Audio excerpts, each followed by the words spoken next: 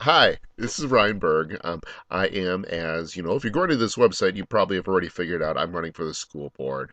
What I'm going to be doing over these next few weeks is talking to you through the use of this website and also through the use of this webcam about issues that I think are really important for this school board election.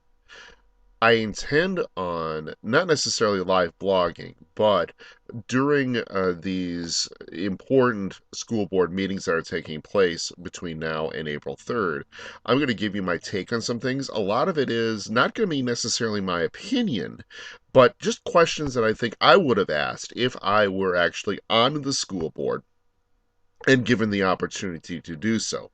Being is that I am only a candidate and not a current board member, really can't spend time during the board meetings. I'm not allowed to, anyways, asking these questions that I would have asked, that I'm asking here actually on this forum. I'm going to also ask that you do something too. Go over to my forums page and let me know what you think. Let me know what questions you would have asked the school board, or if you have answers, suggestions that I can take back and ask school board members, ask members of the Sheboygan Area School District Administration. I'd be more than happy to respond and also get responses for you. The first meeting I want to talk about is a meeting that took place last Tuesday, or about a week ago. It was the Committee of the Whole meeting for the Sheboygan Area School District Board of Education. In case you are unfamiliar with how the board does their meetings, how they do it is they're split up into two separate meetings per month. One meeting is basically the committee of the whole, and that's also when all their subcommittee meetings go. That's where they do a lot of the work as far as figuring out what their next steps are. That is usually the second Tuesday of the month, or last Tuesday. The next meeting takes place on the fourth Tuesday, or a week from this coming Tuesday. That is the actual Board of Education meeting. It's where final decisions are made regarding many important issues. I'm going to, as I said, I'm going to talk a bit about the first meeting that I attended, which was the Board of Education's, excuse me, the Board of Education's Committee of the Whole meeting. There are three main issues that happened during the meeting that I would like to, if I would have been able to ask questions of school board members. The first issue was the decision by the school board to permit parents of the soon-to-be closed St. Dominics Catholic Church school to start the process to form their own school that they're tentatively calling the Spirit on the Lake School. This is a charter school. Charter school is, in case you are unaware, is a school that is not totally run by the Board of Education, is authorized to run by the Board of Education, but the school themselves have a lot more self-control than a regular school that you and I may have grown up in. How St. Dominic's is proposing to run this is they're proposing to do this as something called a non-instrumentality school. What a non-instrumentality school is, it is a school that the school board gives permission to the school to run, to be a charter school. They provide some funding, most of the funding that is passed through by the state of Wisconsin for each student that goes into a public school, minus a small administrative fee. The rest of the money goes directly to the school. An instrumentality school, such as most of the charter schools that are currently in the Sheboygan Area School District, are actually SASD schools. They are schools such as the Elementary School for the Arts and Academics, as an example. The A2 group is all charter schools.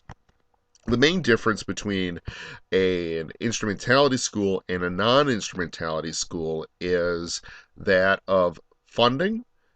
The school district gets to keep all the funding in an instrumentality school because they're the ones who are actually running the school.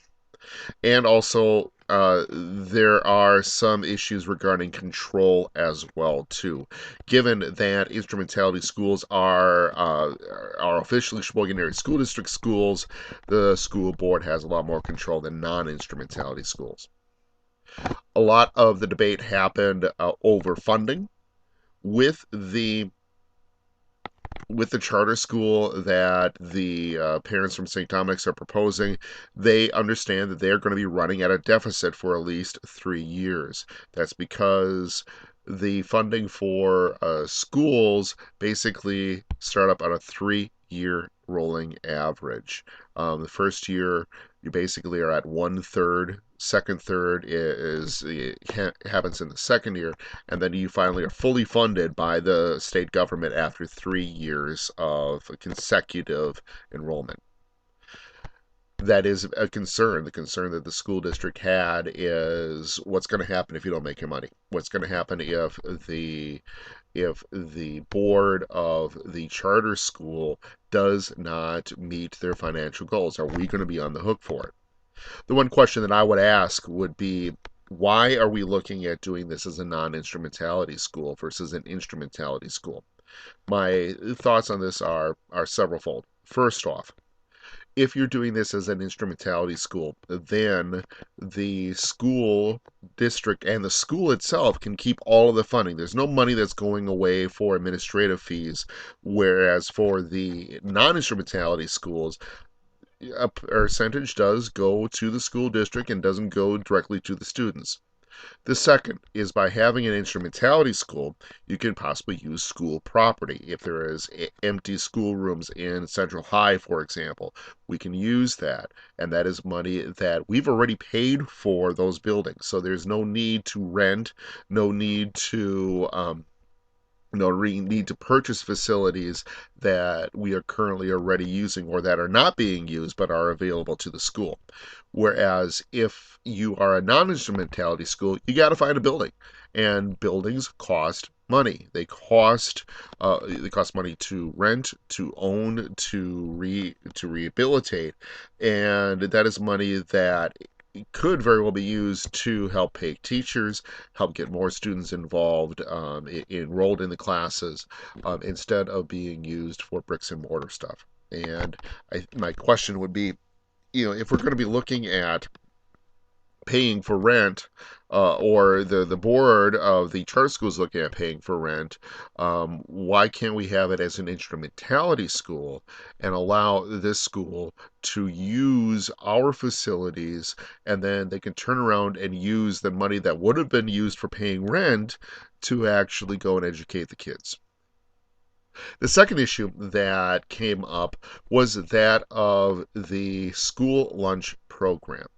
Currently, the schools run their program on their own. The school district does not contract with any other agency to purchase food for kids. It is all done in-house, so to speak. We don't have a contracted agency doing this. What has been proposed and what the school board approved was the creation of something called an RFP, a request for proposal, that would potentially privatize the school lunch program. This is where a private entity could come in, like Watson's Vending, for example. I don't know what they're going to be bidding, but I'm just going to use them as an example. They can come in, they can bid, they can say, we propose to take over all of the school lunches for the school district. And then we would pay them a fee, and they would then provide that service.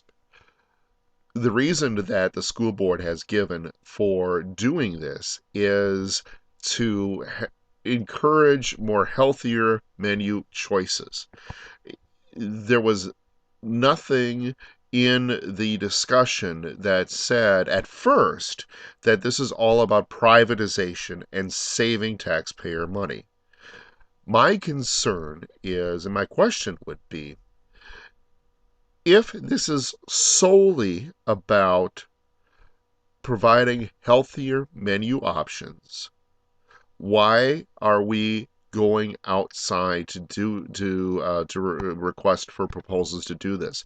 Can we not just order the local school, our own employees to use some of their fund balance. And this is a program that runs even, and actually in most years makes a profit, to help purchase more healthy foods, more locally sourced foods, versus having to go outside and have a private sector employer do this. The concern that I have is twofold. One is, if you're going to be going to an outside agency, a for-profit agency, their concern is not going to necessarily be for helping kids with getting good nutrition. It is, and this is how the private sector works. Their idea is to get a profit, and that's how it should be. They are, after all, a private organization. They're not a charity. They're not a government agency. They need to make money for their owners. You do that when you have a specific budget or a contract from another agency or from a government, by one of two ways.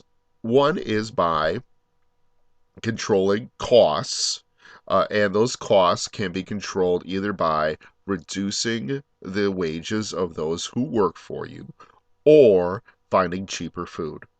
And in this case, if we're trying to find locally sourced foods, as what the school district is requesting, a food that is more organically based, more fresh food, those things are not necessarily cheaper.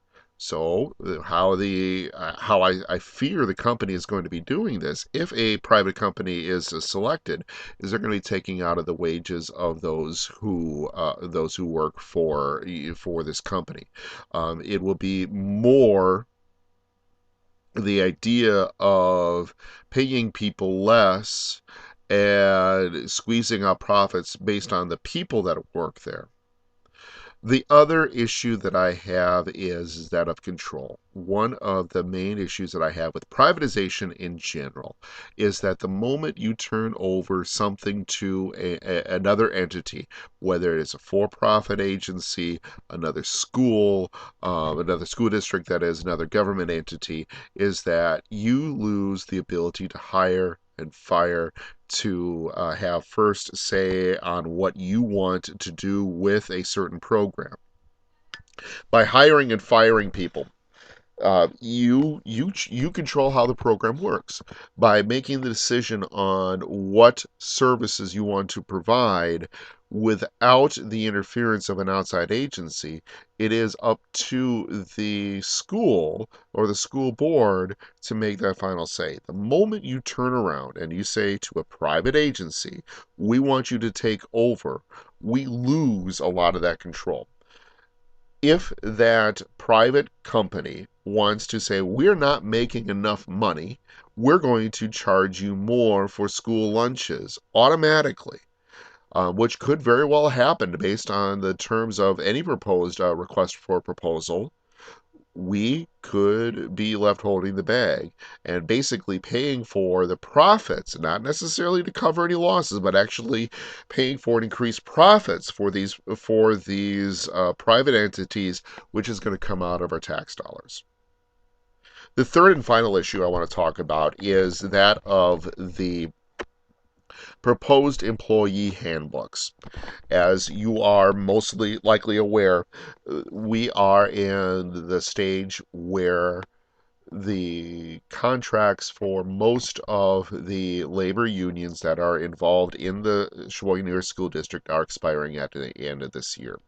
Because of that, the way that Act 10, the collective bargaining laws of the state of Wisconsin, which were signed by Governor Walker earlier this year, they've required the school districts and government agencies throughout whose contracts with unions are ending to rethink their employee handbooks. Most everything has been done through the contracts, whereas the employee handbooks have basically been left aside for those few administrators who may not be union employees. I don't really necessarily have a question about the employee handbooks per se. My question is this: when they went over a lot of these issues, um, it really seemed to me that the Board of Education, with the school board, was more interested in just saying, "Oh yeah, I think that's a good idea," to management, especially Assistant Superintendent Flaherty, who is the person who's in charge of personnel, versus actually asking, why are we looking at making changes? How are these changes going to impact the bottom line? How are they going to impact morale?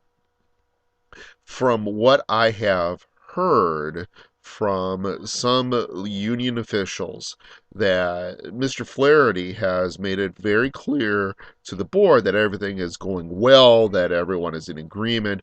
But from what I've heard from some union officials, that's not necessarily the case. My thought is, if you're hearing these kind of rumors, why are we not asking Superintendent or Assistant Superintendent Flaherty what exactly is going on, and trying to find out, are things as copacetic as he says that they are, or are there some issues that may need to be addressed now before the new handbooks are published, rather than waiting until later, when the books have been published and the problems arise. That's really all that I've got for this first blog. I appreciate you spending these past almost 17 minutes listening to me ramble. I am going to try to break this up, hopefully, in future blogs, to where they're going to be a lot less and hopefully a little bit more informative. Again, I encourage you to go to the forum section of this website and put down, what do you think? And also, too, I would encourage you that if you've got any questions, don't hesitate to get in touch with me. Thanks, and have a good day.